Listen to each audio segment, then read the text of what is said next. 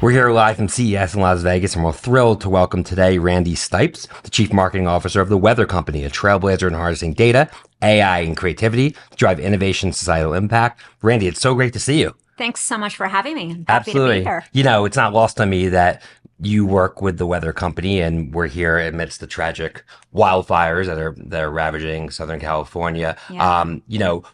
The Weather Company obviously is a tool that consumers really rely on, especially in times like this. What do you think the role is of the brand to help shepherd consumers through tragedies like this that are Yeah, increasingly happening, unfortunately? they are. We'd be remiss not to talk about it. I'm actually born and raised in Oh, Southern wow. California. My family, fortunately, is safe. Good. But it's absolutely tragic to witness this. And you're right, it's becoming far more far Yep. more common.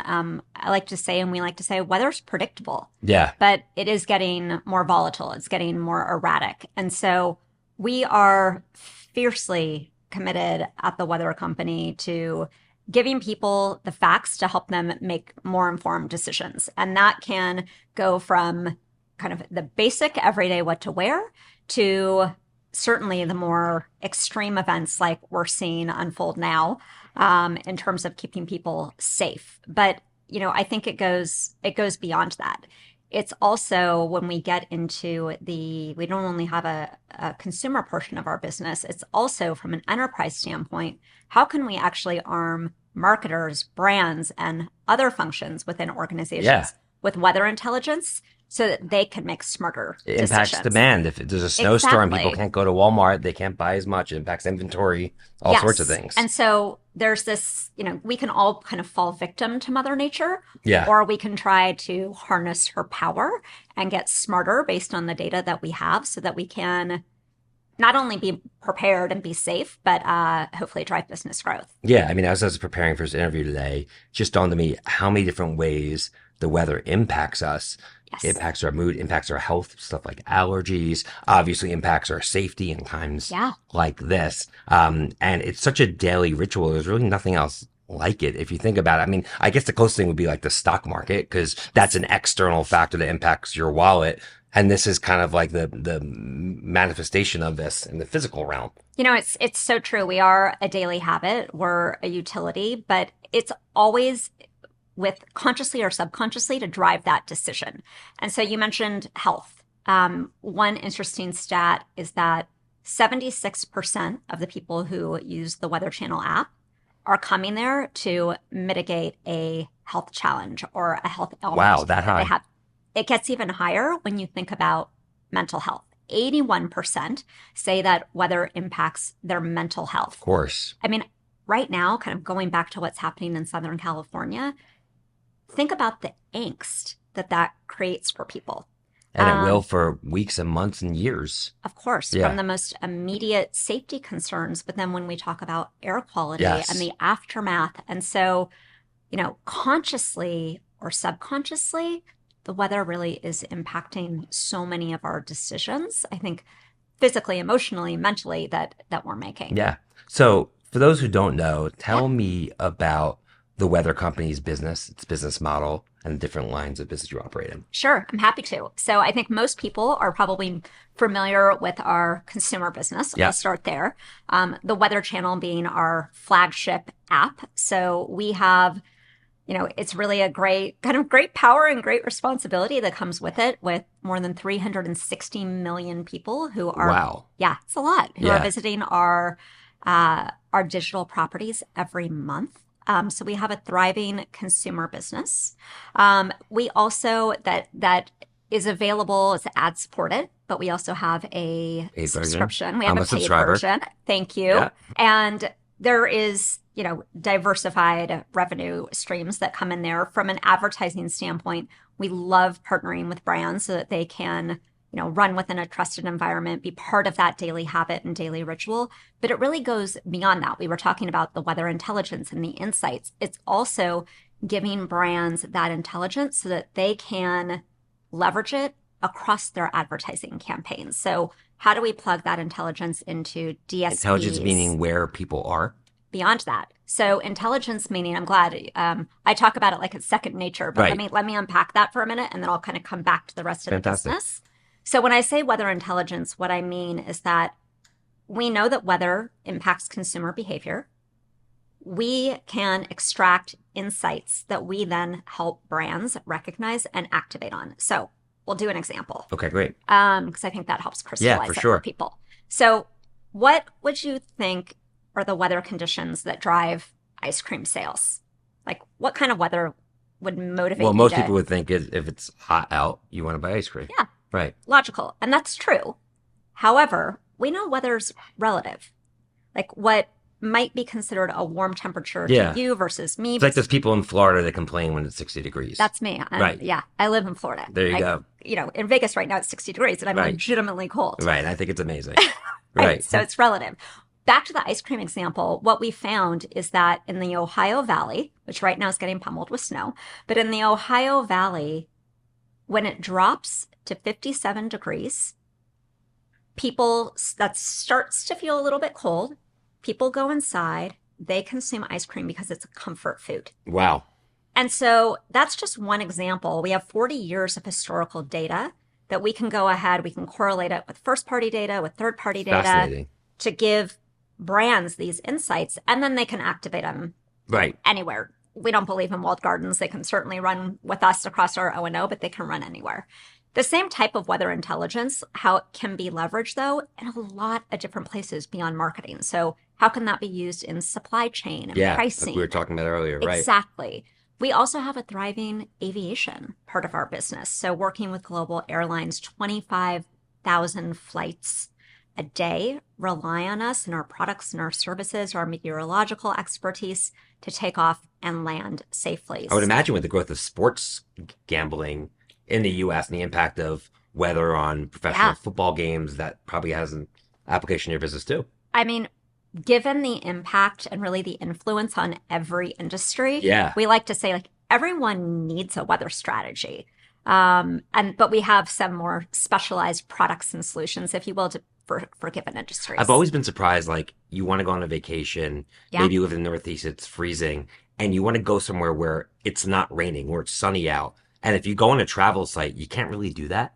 You can't search by what the weather is that weekend. Yes. And I would think that's such like a, if we talk about AI, we'll get into that in a second. Sure. Like, basically synthesizing that data into searches and other non-endemic things to help paint a picture. Well, you're exactly right. I mean, you can get a forecast a million different places. You can't Right. necessarily get the most accurate forecast, but you can get a forecast from there's over 10,000 weather apps Yeah, out there. that many. Wow. Staggering. Right. Um, A lot of them, by the way, I know are nefarious in terms of how they take your data, how they use it, etc. Exactly. Yeah. Glad that you said that versus Yeah. me saying it. However, I think where the value comes in and what we're really focused on is how do you translate that forecast so that we go beyond data and we're actually giving people the actionable information. So when's the best time that you would want to travel to Vail to go skiing? When's the Right. best time you might want to travel to the Virgin Islands to ensure that you're getting the maximum days of sun? How do we kind of remove that cognitive load for people and take the guesswork out of it? Yeah. That's the key. When you say it is predictable, Yeah. is the technology such where you can predict more further out now? Like say someone's getting married a month from now and they want to know, is it more reliable now than it was, say, a decade ago to understand the weather? It is. I mean, certainly it's still the case where the closer that you get to a given day or an event, then the more accurate you're going to be. Yeah. However, where the technology has really improved is the granularity. And so right now, we are working, I believe, like, in solving kind of these big global challenges. We certainly have a lot of expertise, but you need strong partners also that you bring to the table. So one example of that is we're working with NVIDIA. And together we are focused on how can we use AI to create more of, to best leverage that in our forecasting, but also create better visualization capabilities. And so I think it's a big opportunity. Like a lot of people don't know how to read the radars. yes, I know how to read the radars, and everyone's like, I don't know how to look at that. Like I don't look at the forecast, I look at the radar. and a lot of people do Yeah. that. I mean, everyone consumes information Yeah, differently. sure. But right now, knowing that we can get down to the zip code level, that's great. Yeah. However, there can be a ton of variance in a given zip code. So our goal with NVIDIA is, and it's doable, is how we get down to really that 1 kilometer radius to get that precise, to get that granular, to give people greater confidence. And think about the applications that has for marketers to be able, Yeah. like, if we can get the forecast down to that level, continue with our industry leading accuracy, I think that's what becomes really valuable for Yeah, I marketers. think ultimately AI, you talk about the companion and, the ultimate sidekick to your life. Yeah, And this plays such a perfect role. And in the world of AI and AI driven products, having this data point in terms of where you are, what the weather is, now all of a sudden it impacts the clothes you're wearing, you might want to buy, or the activities that you plan, the places you travel, what you eat, and all these different things. And you could see very quickly how it unlocks it to be a layer in your decision making framework in a way where before it's kind of compartmentalized. You went and checked the weather, then you did all these other things. that's right. Right. Yeah. And I mean, listen, everyone, of course, is talking about AI. Mhm. I mean, someone should have started a drinking game here at Right. CMS. We'd all be on the floor, Yeah. but it's not new to us in our business. We've been using machine learning in our forecasting Right. for decades. Like our meteorologists look at over 100 different models when they're generating the forecast. There's no way that they could do that without the help of Of technology and more course. specifically machine learning. Where we've expanded it is in analyzing that forecast, like we were talking about, extracting the insights around the consumer behavior. Like the AI is what unlocks that richer understanding and more dimensions beyond, oh, it's raining, you need to go get an umbrella. You don't Right. need AI for that. Right. So let's talk about the business model Yeah. of the weather company. I believe so part of IBM, correct? So we were part of You were. IBM. We were Okay. part of IBM for about 7 years. Okay. And our time with IBM was great. IBM was good to us on a lot of levels, kind of going back to AI, where AI is the new kid on the block for Uh-huh. so many companies. AI really became part of our DNA when we were there, and a lot of great hygiene. You know, I think that our time at IBM transformed us from a media company into a data and Yeah, technology for sure. company. But about a year ago, we separated, I like to say consciously uncoupling, if Nice you one. will, right? As IBM began to focus their portfolio. So it Um, spun out as its own we business. spun out. So I like to say we're in our Weather 3.0 era right now. How does that change things for the business? It's unleashed us. Really? It's Because you're smaller, unleashed more us. nimble. Exactly. I mean, we again, great upbringing through IBM. We Yeah. were a standalone business prior though. And so I feel like now we're a rocket ship. Like we needed to be unleashed so that we could run, move Very cool. faster. So the trajectory is strong. So what are the core business models of the company? We spoke about the app and the ad supported Yeah. and paid version. And I'm more curious to hear about the enterprise and how you're monetizing this incredible platform with the enterprise and where you're focused on here in 2025. Yeah. So we, again, thriving consumer business, but from an enterprise standpoint, it's all about the data and the insights. So how we are using that, we talked a little bit about aviation. So we have very strong foothold in the aviation Through like an business. API, you have an API to tap into the data. Beyond even APIs, we have products and services. I'll give you one example, something called Pilot Brief that pilots use in the cockpit that helps inform them about Wow. turbulence and other weather parameters that impact our safety as passengers. I happen to know who all of our airline partners are, so I make sure that I fly on those airlines. Yeah. In all seriousness, we do have a strong relationship with most global airlines. We also have long been in the media business, and so we work with local broadcast affiliates across the country to supply them with a lot of the graphics packages and other data and services. So for people that haven't cut the cord, if they're watching their local news affiliate, chances are we're working behind the scenes with them. Interesting. And then we have, really the emerging part of our business, though, is our intelligence platform. It's something that we call Weather Engine. That is the vehicle that allows us to analyze all of the data. Yes, you can go ahead and you can access it through an API. For marketers, we make that available via targeting. That's really where we're focused. It continues to be how we unlock the intelligence behind the forecast. Fantastic. And Yeah. really fascinating business model because a lot of people just think about the weather on its surface and it's so much more than is it raining or not. I'll give you one more quick example that's Please. an emerging part of our business that we don't talk a lot about just because it's early phase, but Hmm. I personally find it fascinating. Is we're starting to talk with the defense industry as well. When we think about the importance and the power of weather for our soldiers, Yeah.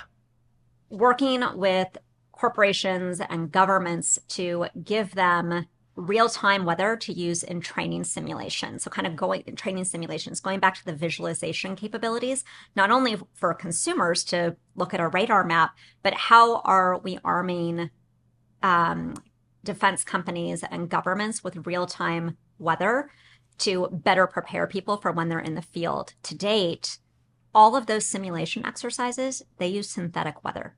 They don't Yeah. use real weather. And again, our weather is crazy right now. We need to we should probably take that out. But Yeah. but our weather is crazy right now. So Yeah. we need to be able to provide kind of those real-time Of course. conditions to better prime people for being in combat. For sure. So shifting gears, we wrap up here. Yeah. It's CES is always exciting because, beginning of the year, new possibilities, new budgets, new everything. Where are you focused and how do you spend your time? Because we just went through so many different business models, Yeah. consumer, enterprise, all these different applications. Where are you focused in driving the business forward, especially given this new autonomy that you have as a Yeah. business? So with the technology that we have available, I feel like sky's the limit. Yeah. I think actually that it's a blessing and a curse because there's so many areas of possibility and potential growth. Really, where our focus is, I'm going to sound like a broken record, but it's on the insights. Yeah. First, how are we bringing those insights to bear for consumers? So how are we making the app more personal for Right. people? How are we making it more intuitive? How are we making it stickier? How are we also ensuring that we're not only providing the weather to people who are on our properties, but how are we partnering um, with companies like TikTok, where we just launched a partnership where it's in a beta right now, but in New Zealand and Australia and Canada, where knowing that so many people now are using social as basically their search engine. Yeah. So that if someone goes in and they type Auckland weather when they're in TikTok, Right. we're providing that weather. So we're focused on also ensuring that we're providing weather to people where they are. Yeah. Meet them where they are. Sure. Exactly. Yeah. So what are those distribution partners? We're also a big area that I'm focused on and my team's focused on is how do we future proof our brand? Yeah. So that's one example. But we have over 16 million followers across social.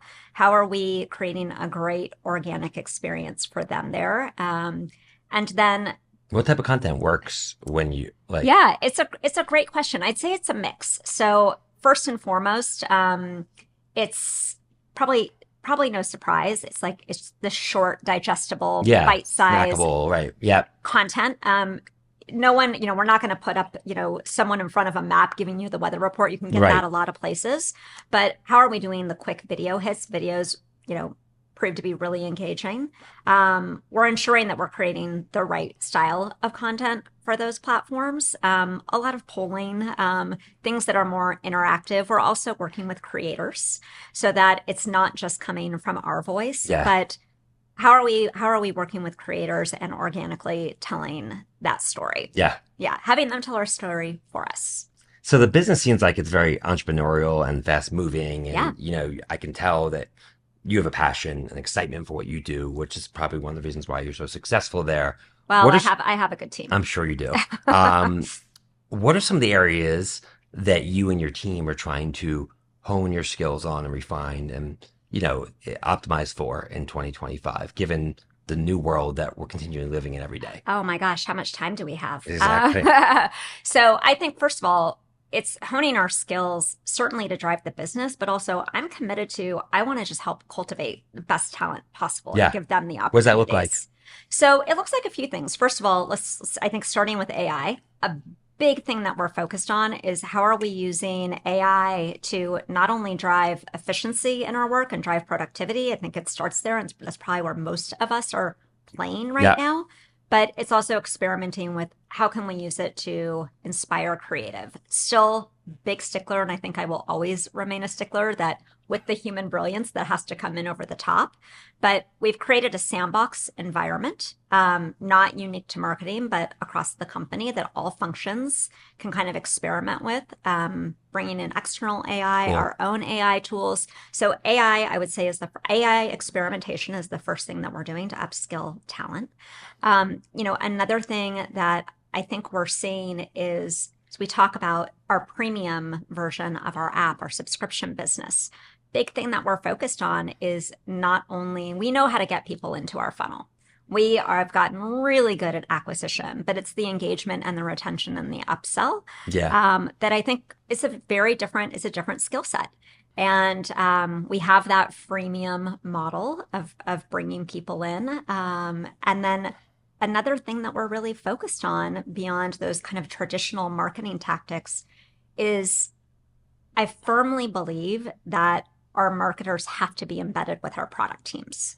Not only 100%. Not only from an audience standpoint, again, and getting them into the funnel, but we should be working hand in hand to understand how they're engaging. Yeah. And Use so- cases and how to unlock Exactly. new business opportunities. I was thinking as you were talking, like, and you guys probably are in this business, but people who have big backyards are sensors now, and those sensors can detect rain. If it's raining, you don't need to use a sprinkler, and then you're not using as much Yep. water. Like, there's just so many different applications to help save you money and drive more efficient decision making, which probably all unlocks new business opportunities. Exactly. Yeah. And I'm probably a bit biased. I started in product when I first started, 2 decades ago at the company. I think Wow. that's one of the reasons I've stayed. I bet is you that- never thought it would be doing all the things it is right now.